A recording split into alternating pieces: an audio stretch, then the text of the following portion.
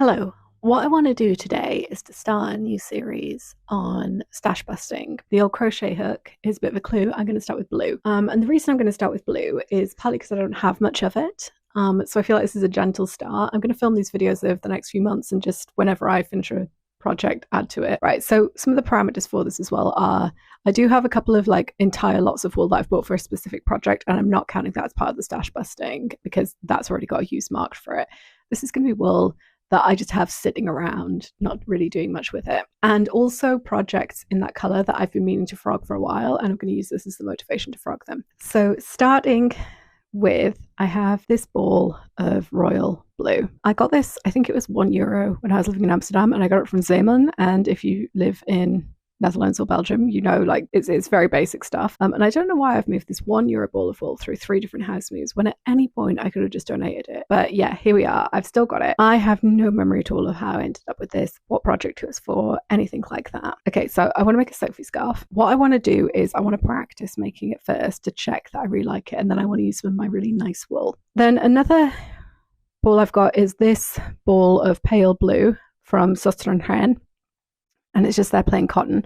And I've been wanting to basically have a plan to repaint our front room in a beautiful kind of like a similar blue to this. I've been working on a blanket that's going to go with it. And by working on a blanket, I mean I've done 2 squares. And what I want to do is I've got this green, this blue, and an orange somewhere. And then I'm going to connect to them with white. And I'm just doing granny squares. So this is how big the square is.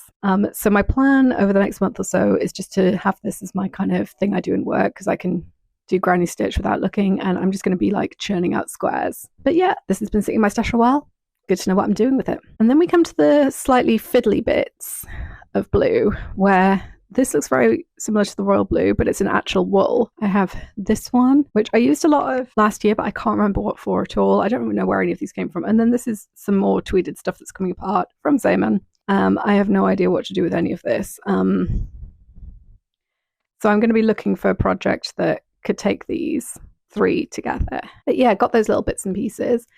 And then a project that I'm going to frog might be familiar if you've been following my channel for a while. It's the hexagon cardigan that I made, where I was trying to make a hexagon shirt type thing that wouldn't look too much like a hexagon cardigan thing. And I just made so many not great decisions with it. I've left it a year now. It's a year since I made this. I have not worn it once. I do not like it.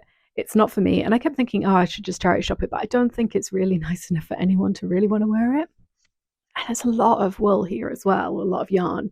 It's like made out of the Suster&Hen cotton. So I'm thinking I will frog it, and I'm going to make some kind of a shirt, but I don't know what yet. Like, I think I'm going to crochet, but yeah, I think this video is the motivation I need to finally frog and admit that, yeah, this just did not work out for me. Hey, welcome back. I've got a new haircut and an update for you. So first update is I finished the scarf. So here it is on.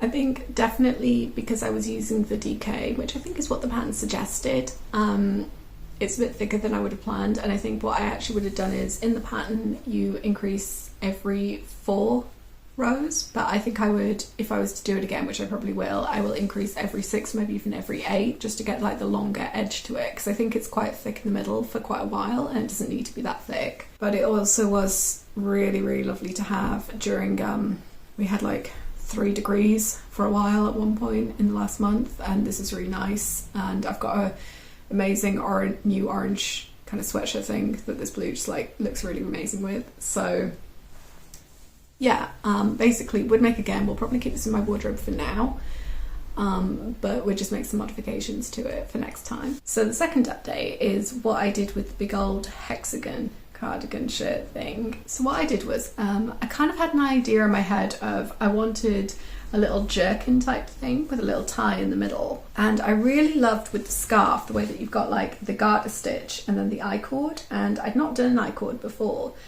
but I think I've always found garter stitch a little bit messy maybe, and I think the I-cord just throws it into contrast and it looks just really like, I feel like it just looks elegant.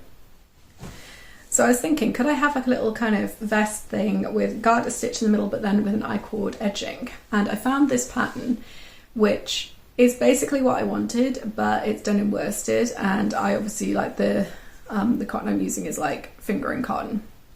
And I could have doubled it up, but I just felt like the getting gauge was going to be a bit of a faff. And also I wanted to do the I-cord afterwards, like add it on at the end rather than as I went. So I basically use this pattern in terms of the way that it goes, I started here and started knitting it, and then kind of expanded here, measuring it against a vest that I already like the shape of, and then kind of like followed the pattern of this but didn't use the pattern. So as you can see, I doubled up the cotton to make it a slightly thicker material, which feels so nice. Like I feel like I want everything I knit with cotton from now on, I just want to double up the cotton. I haven't added the I-cord to it yet, and I found a video for how to do it, but basically the reason I wanted to knit it without the I-cord is if I can't make the I-cord work, I don't have to unpick everything. So my plan for this week is to attach the 2 front panels to the back panel and try it on, and then to start the I-cord. And I think I'm going to start in the middle of the back and go round, and I'm going to do it in the same colour as this. Like originally I was thinking, do I want to use the last of this blue acrylic for the edging, because I think that they look quite nice together, but because this is cotton I've already used a few times, I don't know how it's gonna stretch out in comparison to the acrylic. And I had this nightmare vision of like all the garter stitch like bagging out while the I-cord stayed kind of the same. I think I'm gonna have to do the I-cord in cotton, and I think I'm gonna do it in this kind of like the blue cotton as well, because I was thinking, do I want to have a contrast? But then I'm really struggling at the minute with a lot of the vests I've made myself, where I always love a contrast colour and contrast edging. But what that actually means is that I really struggle to like match it with stuff. I basically felt having multiple colours in the mix is going to make it difficult to just wear over the top of things, and I want it to be something in these kind of shoulder seasons where I just chuck it on and off I go. Those are the 2 projects so far. I am still working away at the granny squares for the blanket, and I have not decided still what I'm going to do with the little bits and pieces. Hello, it's been, I think, 2.5 months, and that's the end of my blue stash busting. Keeping in mind, I chose blue because it's one of the colours that I don't have a lot of. Like, I thought ease myself in. It definitely took up a lot more than I thought, but the majority of that was definitely turning the hexagon cardigan shirt thing into multiple other items. I really loved it, and I love everything that I've made pretty much. So this is not in any particular order, it's as they come to me. But I did the Simple Things scarf, which was the first time I've done an I-cord, and I loved having like an excuse almost, or a prompt to try a new technique. So I think if I do more of these videos, I'm going to try and like have a new technique involved as well in each of the videos. But yeah, I did the scarf because I started this video when it was cold enough to need a scarf, and I liked the pattern, would make the pattern again, would probably elongate the points, I think, but I have not worn the scarf at all. It's just too scratchy. It's just too, like, at first touch, it doesn't feel very scratchy, even though it's acrylic, and then you wear it and it's just like, and it's also a bit bulky for what I want. Like, I really hate having things tied around my neck. Like, I'd always rather have it draped. And it's not really draping, is it? I'm going to donate it, and I'm going to chalk it down to this was like a good experiment, a good test for the pattern. I'm sure someone will like it.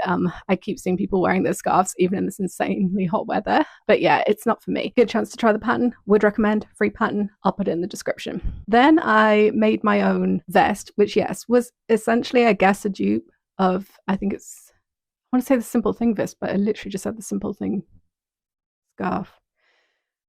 I'll put a link to it in the description of what kind of inspired me. I love this so much. I wear it all the time. It makes me feel very kind of like curvy 70s when I wear it. You know, like the 70s always seemed like a little bit of a lost decade for me in terms of there's nothing about the color palette or the styles that's ever really spoken to me.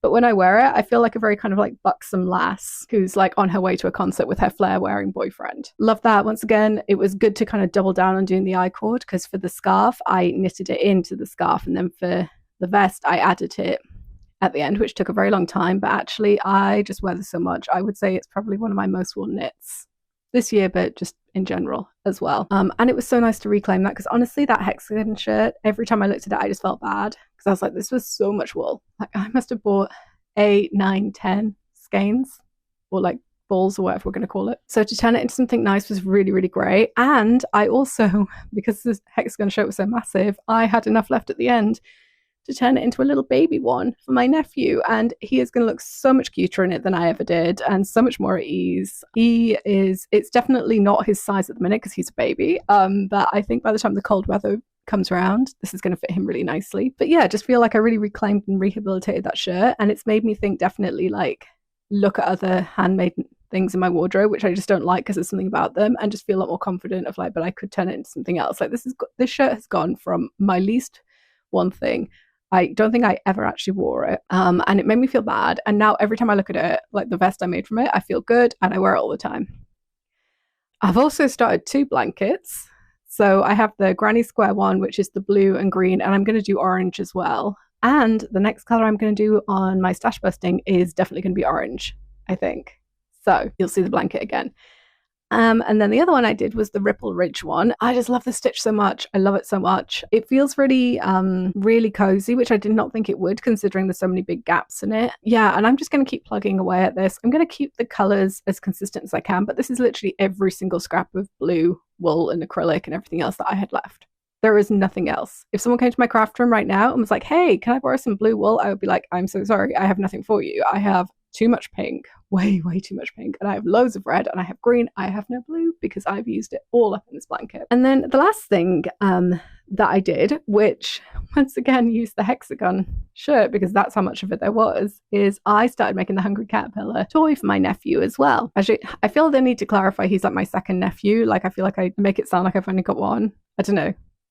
I'm very aware that when my first nephew was born, I could knit and crochet then, but I was very not confident. It didn't even occur to me to make stuff for him, apart from like a little blanket, which wasn't very good in retrospect, just because I just wasn't confident in my skills. Whereas with my second nephew, it's like 10 years later, and I'm just like, yes, I'm a machine. I'm going to make him everything. But yeah, anyway, tangent. So I made the lollipop and I made the muffin, and I think it's a great pattern, and she includes videos and it's very clear, and she does a really clever thing with the lolly because it's such a complicated thing to get the swirl going, and she's color coded it as well. Like she says what color, but also she's done like a little highlighter, which I just think is really helpful. I did have to restart the lolly a few times. I love them both. I worry that the muffin is a little bit random because I wanted it to look more like the book than the pattern, and I've since noticed she has updated the pattern so that it looks more like a muffin again rather than a cupcake. So I don't know. The version I have had the cupcake, which wasn't really my thing, and I didn't like it, and I just wanted it to be more like the book. Yeah, just done those, and this is definitely, I mean, he is full on pure baby. He's not going to be playing with this anytime soon, so I'm happy to just keep this running with my stash busting, and every time I have a new stash busting thing, I'll just make all of the items that contain that color. And now I'm going to switch to orange, partly because I think that'll look cool as a contrast on the Ripple Ridge blanket, because all the orange well, I don't use, I'm just going to shove into that. Also because I want to make the orange things out of the Hungry Caterpillar toy. And I'm trying to get a bit more strategic in terms of like making things in advance of a season rather than on, like, 1st of October hits, suddenly I'm crafting for Halloween. And I have some plans for all the orange wool and Halloween things and decorations and stuff. So yeah, thanks for sticking with. Watch out for orange, probably coming in a few more months. Yeah, like, subscribe, do whatever you want. Bye.